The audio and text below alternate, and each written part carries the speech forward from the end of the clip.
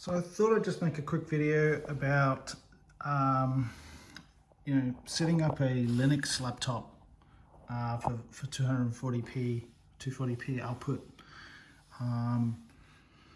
So I found this like Dell just on the side of the street, just around the corner from me, probably about a couple of weeks ago. It's got, it's a bit dusty. It's got a Intel Core i3. I don't know which generation. Who knows?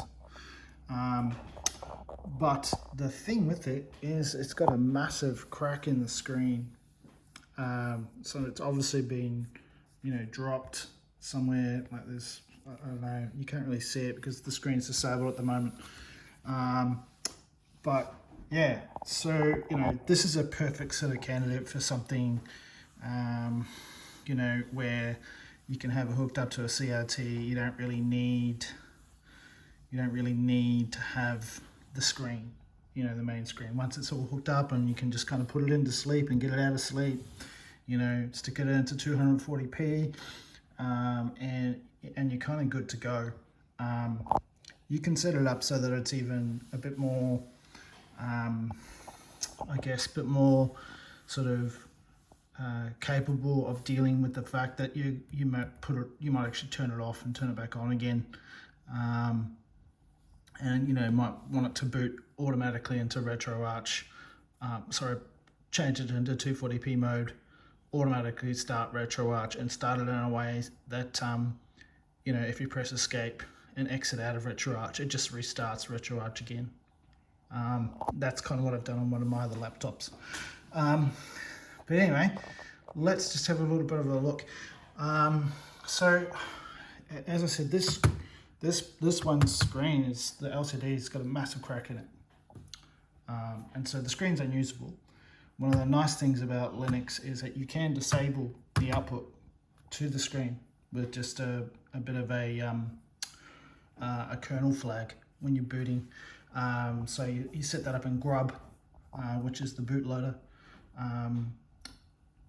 Let's just not get too bogged down in the technicals, because I'm trying to sort of make this something that somebody else might be able to give a go and do themselves, just some old laptop that they might have. So the first thing I did was hooked it up to an old monitor that I've got here, another Dell monitor, and sure enough, it booted up. It had something like Windows XP on it, I think, or not Windows XP, maybe Windows 7. So that was sort of thing you want to wipe straight away. It's only got 128 gigs of RAM. So df-h. So what have we got? Yeah, 117, and I've got about 25 gigs used so far. 86 gig free.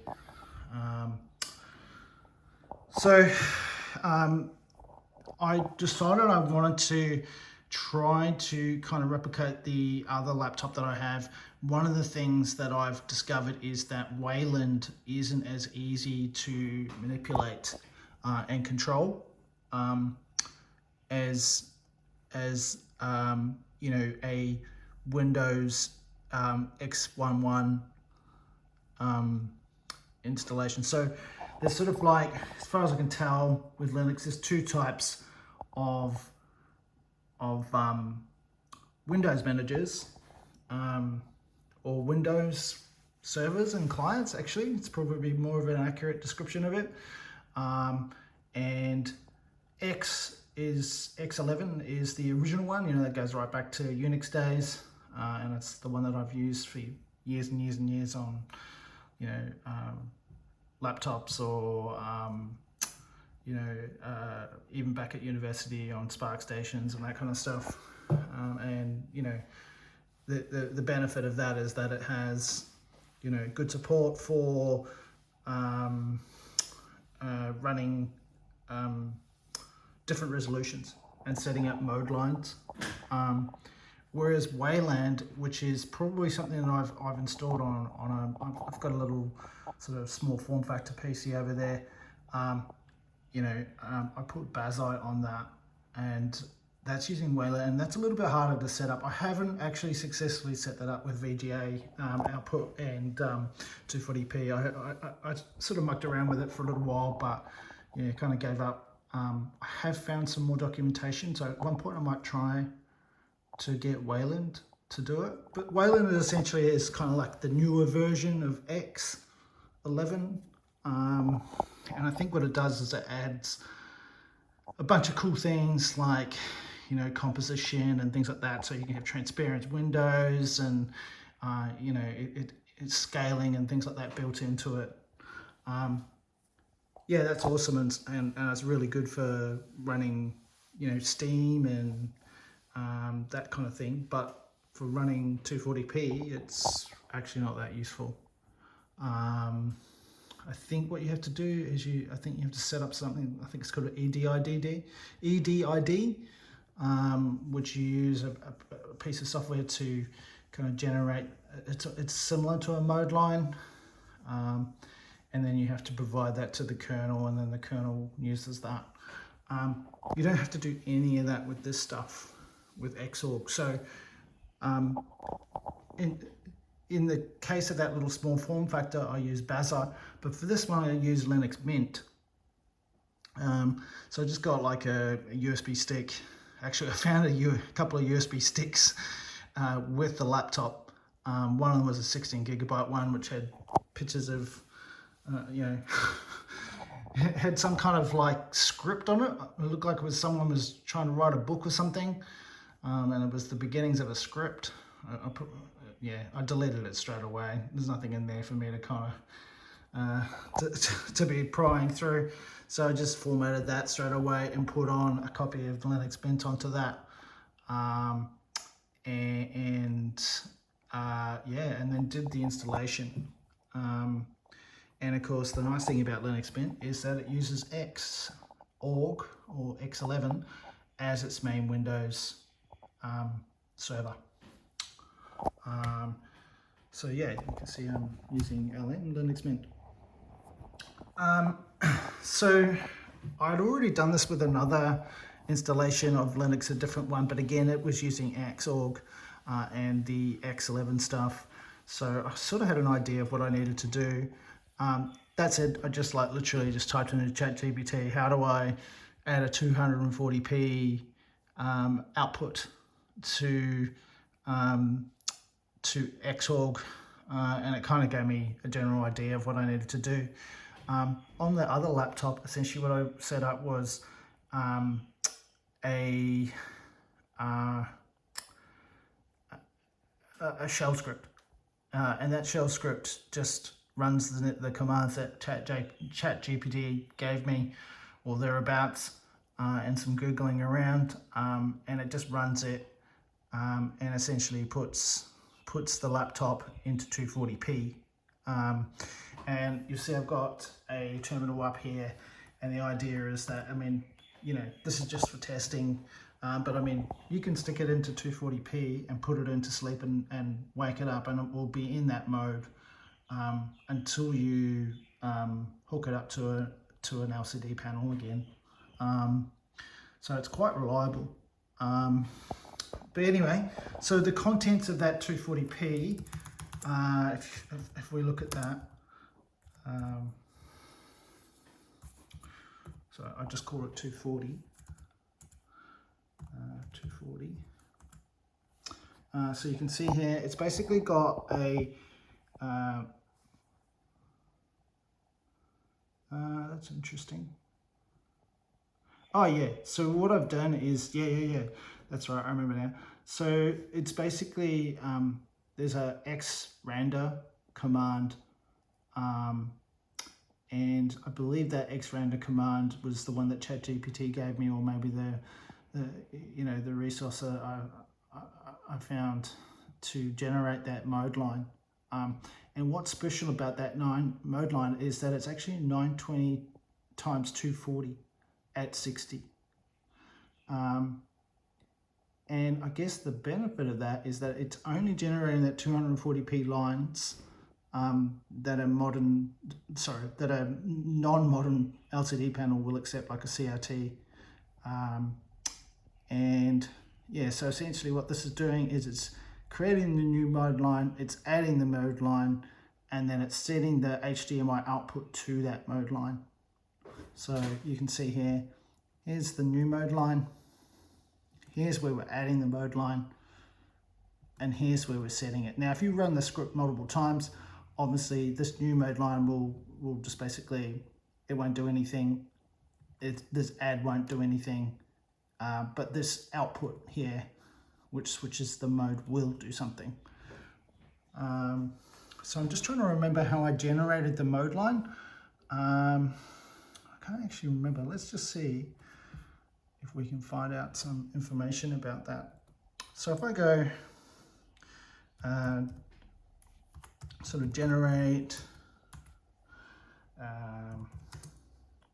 240, so if I go 1920 by 240 resolution,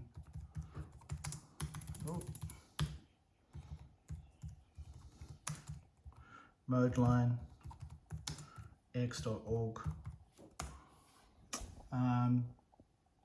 So yeah, so I mean, this is the kind of general sort of structure for using xrender.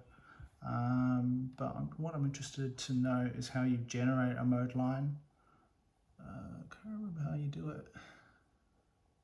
Like I said, it's been probably a couple of weeks since I set this laptop up. That's not that helpful, is it? So maybe we'll ask.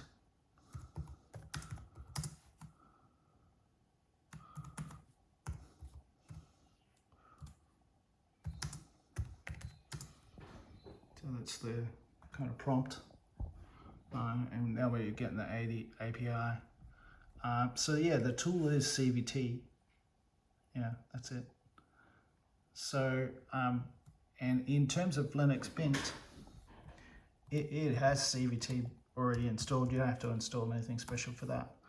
And so what it's saying is you just basically go, you know, CVT 1920, 240, 60, or the default, you know, the rate that you want. So I'm going to put 1920 x to, sorry, not x,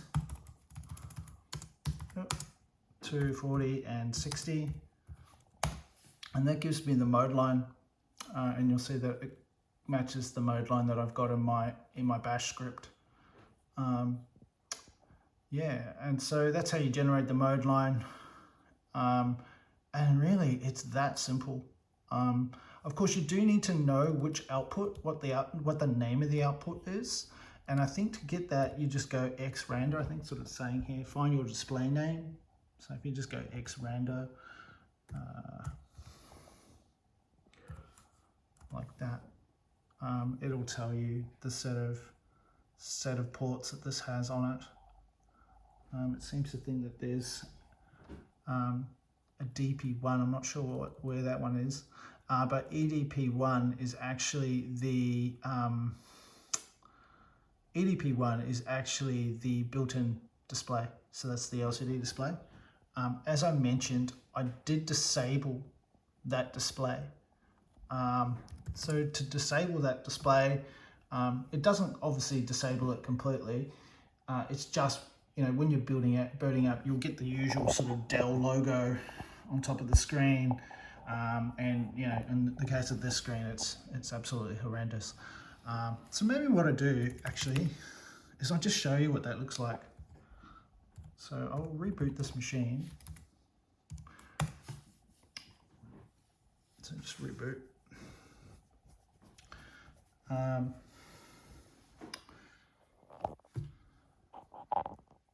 So yeah, you can see the screen's just absolutely destroyed. Now there's some light behind it. You know, most people would just leave this back on the side of the road, right? But me? No, I think I can actually reuse this. See some of the screens working. So now that screen's disabled.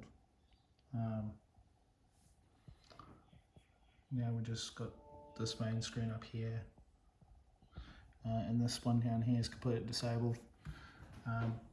So start my terminal again, and as I said, I've got the 240 option in here. So if I, you know, that's basically the command that I'm going to run. Now, what essentially would happen in most situations is that, yeah, you don't want to have to hook it up to a screen and issue that command, and then or get the command set up to run and then attach it to your CRT. So like I said, you would set this to be part of the boot up process of this installation. So it would automatically go into 240p and it would automatically start RetroArch. So I mean, let's try attaching this to a CRT now. So let's take this laptop down to my CRT that I've got here. So just in terms of the technology that I've got here, I've got a VGA, HDMI to VGA dongle. That's got a cable coming out the back, VGA cable, and that's going into one of the Tim Worthington VGA to SCART adapters. And like I said, that's what I've been using for my other laptop, which is down there. But yeah, so I don't know if this is something that's specific to the Dell laptops. I don't think it is. I think this is something that's generic enough that you can apply it to any sort of laptop, and probably any PC really, that you can install Linux Mint on, and that's got a, you know, an Intel integrated graphics chip.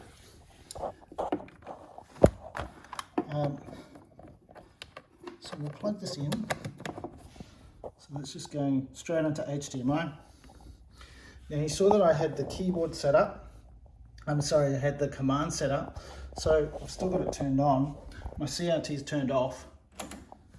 Now of course the CRT is going to turn on and it's going to be a mess. It's not going to sync.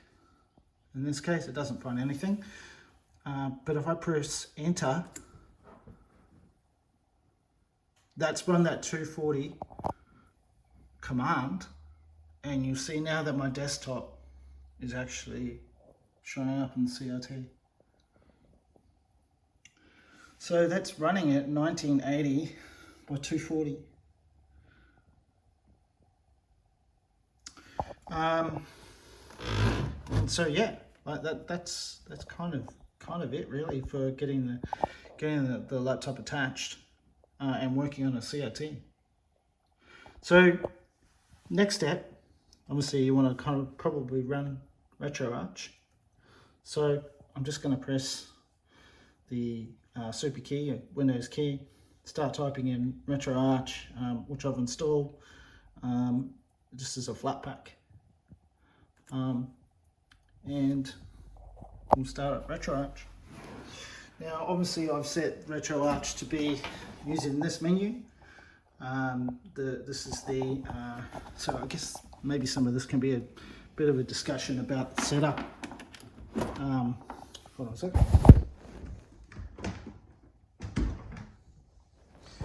This could be a bit of a discussion around the setup of RetroArch itself.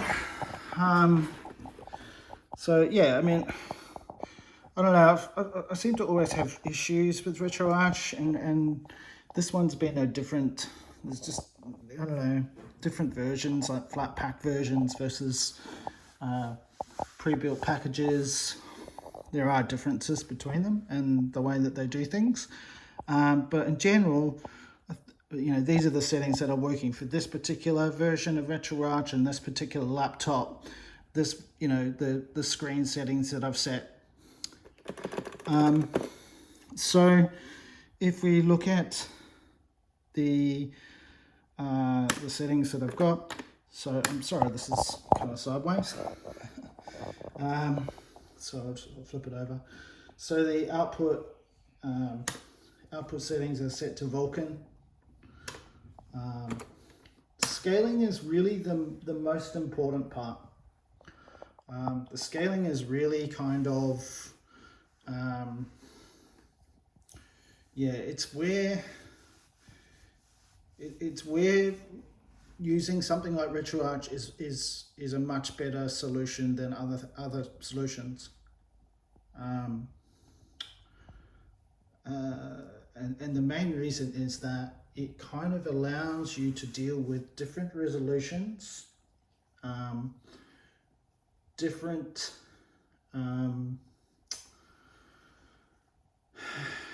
refresh rates. So different refresh rates can sort of determine the geometry of the screen output, the video output. And so, yeah, this is where you deal with that. This is where you kind of adjust the sizing of your output to deal with that. So the first thing I do is I turn on integer scale Y.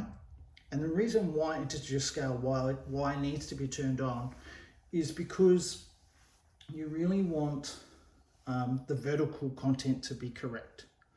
The horizontal, so the horizontal, in this case of the CRT, the horizontal, that's set at that 920 by 240. It's not set at 920 pixels wide. And if you come back out of here and we look at video, CRT switch res, we'll come back to that. But you'll see that I've actually got it set at a super resolution of 2560. So anyway, but before, yeah, let's just deal with the scaling first. So because we've only got 240 pixels this way in the vertical resolution, we want that to be scaled perfectly and left alone at integer. It won't get any bigger than 240, or you might get up to 244 pixels in some things. But yeah, 240 pixels is kind of where you want to be. And so setting this integer scale will ensure that it never has scaling artifacts, you know. Underscale as the default. I think if you just put it as smart, it'd be fine. Now, I've found that using the config setting is the best option because it does give you a bit of control. You know, so you can see here, like here's a different scaling option. You can see that that's the part that really deals with the horizontal width. Remember, we're sort of expanded a lot more horizontally than what this television can officially display, but that's okay. In 240p, horizontal doesn't appear to be a massive issue for it. It's the vertical size that causes the most issue. So if we just stick this back to config, we'll see what I've done. So this setting here controls the the horizontal width of the page, and you can see here as I'm moving that down, the page is getting smaller. So you can see I've got more room up the top. So I mean, you know, this basically lets you do your vertical centering, horizontal and vertical centering. So here you can change the sort of position. You can see at the moment this isn't actually really controlling anything, so I've just again, this is RetroArch is being odd. When you load up a game, you do get sometimes these controls do a lot more, but generally, like, this is the value you're going to want to change anyway. This one here and this one here. Now every game, most games will be 240p, but like, you know, if you're playing some of the cave games, they'll be 240p, but they'll be 57 hertz output. So yeah, you've got to kind of center them slightly differently compared to a normal 240p game. So games like Ketsui, for instance, Esperade, they all need special kind of centering and setup. I'm not sure if when you save the configuration against, because you can save configuration against RetroArch, which would cover all games, but you can also, I believe, have per game configuration settings. So maybe you could set each of the games up correctly centered how you'd like, and you just save the game configuration, save the RetroArch configuration against the specific game, and then you'd never have to do it again. I don't think I have to do the same sort of stuff on my other laptop. So again, I think this is something to do with just this version, this flat pack version of RetroArch. You know, the way you're supposed to install RetroArch these days is via flat pack. That's the recommended mechanism. So, you know, I think I'm okay with this kind of setup for now on this laptop. Full screen mode, I do have this set. I mean, I've been playing around with these values. I don't really think they do very much when you're using the configuration for the scaling. So I mean, I've got this set up, this value of 1784, because I was just experimenting with the horizontal width, just to see if I could manipulate that. But it doesn't seem to do anything. I don't even think this height makes any difference either. And so then the other interesting part is the CRT switch res. And so yeah, CRT switch res enabled 15 kilohertz. I've got a super resolution set of 2560. I don't think it's changed to that resolution. I don't think it's actually switching that resolution at all. But yeah, I think the desktop resolution's the real resolution that's being used. These things, I don't think they do anything in RetroArch. This custom refresh rate is obviously for what I was talking about before, where some games have different resolution, different refresh rates. Another classic example is, say, Mortal Kombat 2 has a different refresh rate. So yeah, and yeah, this is disabled at the moment. You know, I don't know how this setup even works with 480i. So I haven't even tried it, so I don't want to muck around with it. It's not a big deal. Most of the games I would want to play on this particular CRT, I want it to be at that 240p resolution anyway, not into interlay stuff. Yeah, I guess that's kind of it in terms of the RetroArch configuration. So if I was to go into, you know, the history of the stuff that I've got installed here, so you know, let's load up, say, Pink Sweets here.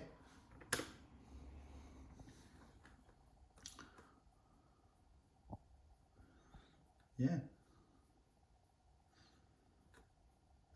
Of course, at the moment I don't have the audio hooked up to my CRT, so I'm just using the audio out of the speakers. I don't really need the audio or audio cues that much.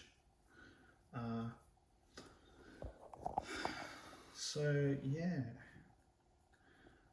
and you know, I can increase the volume on my LCD. I mean, on my laptop. So yeah.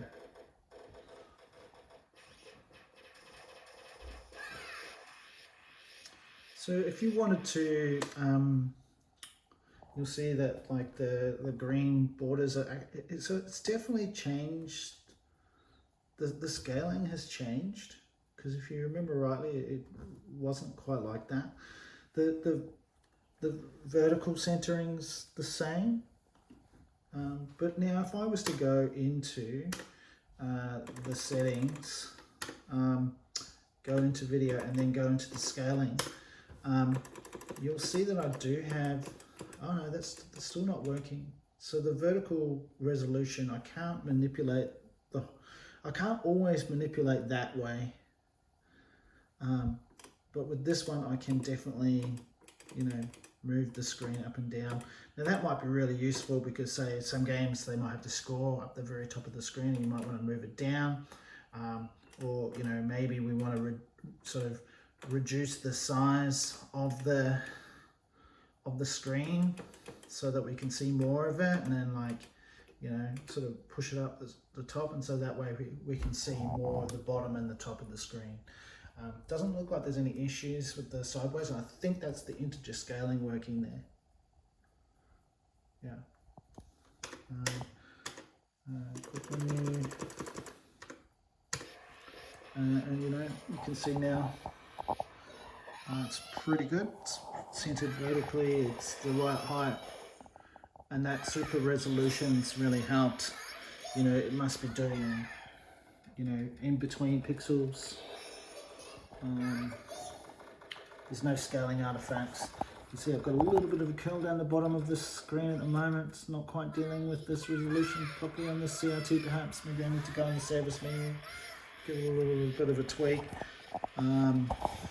But I can certainly, yeah, I'll just flip around the phone again.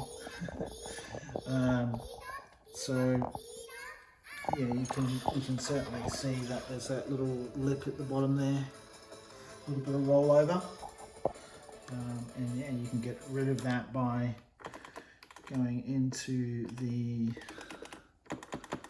come over here, go into the settings, go into video, go into the scaling, and kind of just pushing it out a little bit. So pushing that corner out a little bit, and yeah. Maybe we need to move it up a little bit more. No, that's good. Yeah.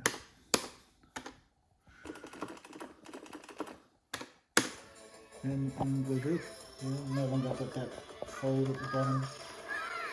Everything's on screen, all the high score.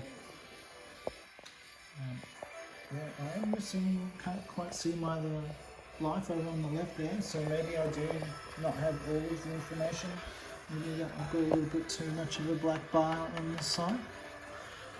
Not sure. This CRT, the yoke needs to be twisted. It isn't quite right. Yeah. Pink Sweets is a great game.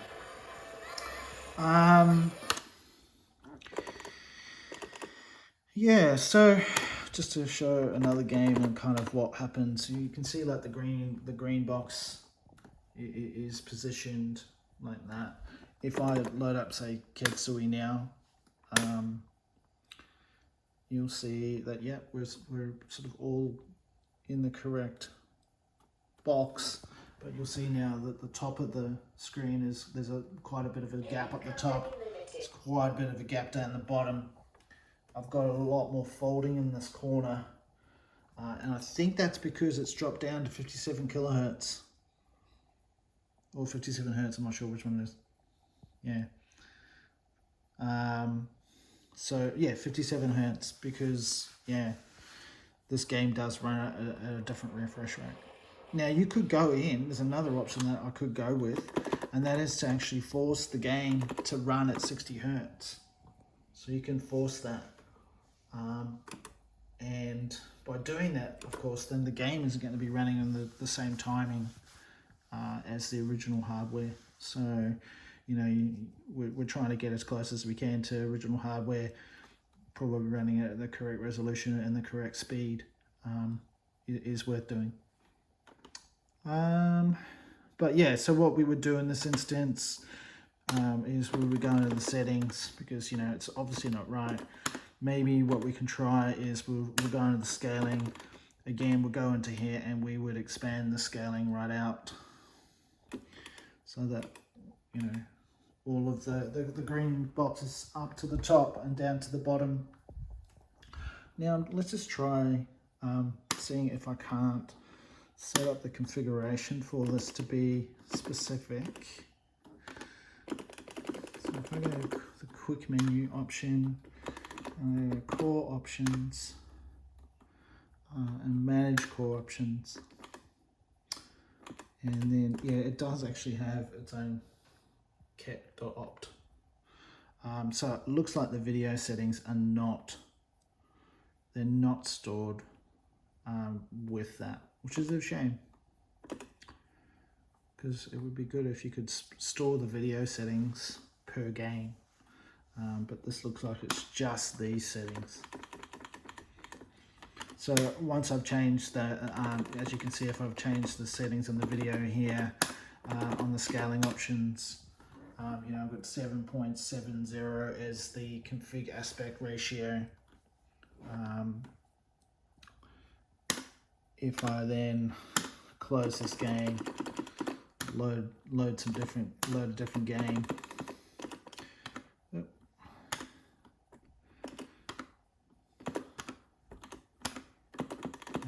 Come into another vertical shoot 'em up game. So maybe Escalator 2.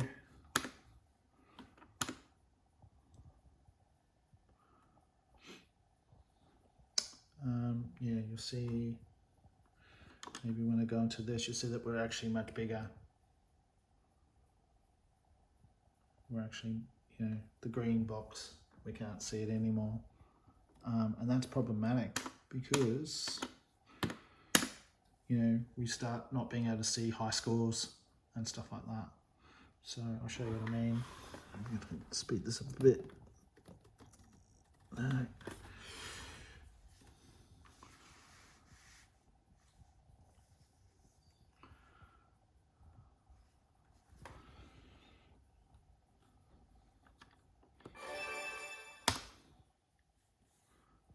Yeah, so we just cut off the bottom there. And you'll see that I can't see the other insert corner on the other side there. It shows you how twisted and you know, a little bit the service menu may need to be used.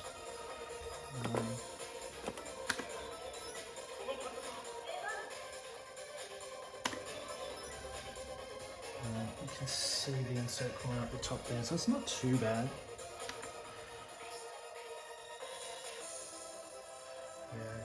My scores being, you can see the bottom of the score there. So what you would do is you come into the video settings for this again, and you know, can bring it down again and just kind of doing that.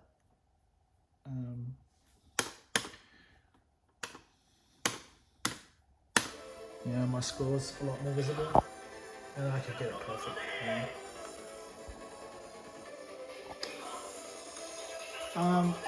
Yeah, and probably the final thing I've got to say is, like, yeah, this laptop's certainly not as powerful as my other little laptop, but I think I've found this version of RetroArch to work a lot better, and this version of Linux to work a bit better. So I have been playing the games on this, and I haven't noticed as much, you know, incorrect slowdown. So there's slowdown in the games. We want that slowdown. We want, like, you know, hardware accurate slowdown. But we don't want to see the, you know, the machine itself struggling. So the laptop itself struggling. One of the things that you can do, and I did set it up on this one, and it is definitely running, but it was sort of something that was already here on this laptop and available to use, and that's game mode. So I'll show you where that is. I think it's under sync or under latency. Yeah, it's under latency. And you can see this game mode option here. Sorry, it's on the side. I don't have any sort of run ahead running at all. You know, maybe, you know, because we're using emulation, maybe the odd frame there, here or there, might be useful to kind of get it more in line with real hardware. But you know, you know, being on a CRT anyway, you're definitely not feeling as much lag and latency. But the one thing that's really worth doing, as I said, is enabling game mode and turning that on. So game mode is a kind of like a little background process that runs on Linux. Normally you have to install it. It's mentioned here, the Spheral Interactive Game Mode is where the guy who's made it. You have to have that installed, and it definitely improves performance. It massively improves the performance, reduces latency, and fixes audio crackling. So yeah, the nice thing about this Linux install is I didn't have to do anything to make that work. I just literally came in here, turned it on, and it worked.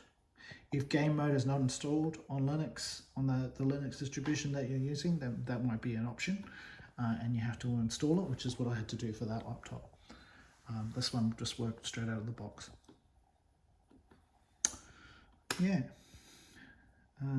So probably, you know, you can see how like this green box is like, you know, that's fine, but not the top.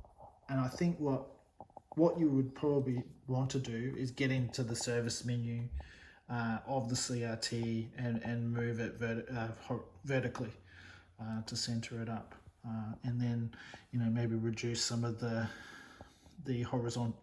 vertical height to make sure the green box is in there. And then I think from there you would actually be able to find it much easier to find a good centering and a good vertical, horizontal and vertical size that suits most games. Yeah. All right. Well, it's a bit of a long video, and I kind of think that's it. Yeah. Hope if anyone's interested and wants to see if, you know, I can help them set up their own laptop or their own PCs to do this sort of stuff. Yeah, just reach out. Maybe I can do, you know, reach out in the comments or something. Maybe I can help. But yeah, you sort of saw what I did. Just use ChatGPT, or in that case it was just the Google Gemini stuff, and kind of got the answers that I needed. Yeah, cool. All right, see you in the next one. Bye.